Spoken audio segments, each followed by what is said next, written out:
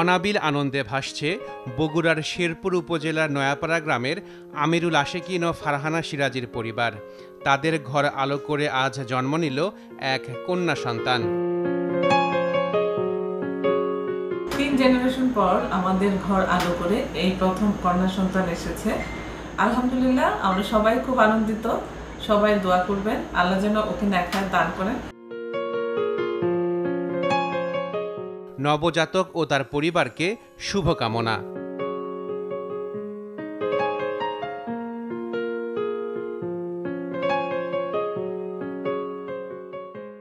আমাদের লিটল স্টারের চাই double care twinkle baby soap, ত্বককে রাখে কোমল আর অ্যান্টিব্যাকটেরিয়াল ফর্মুলা রাখে জীবাণুমুক্ত। শুরুটা হোক যত্নে।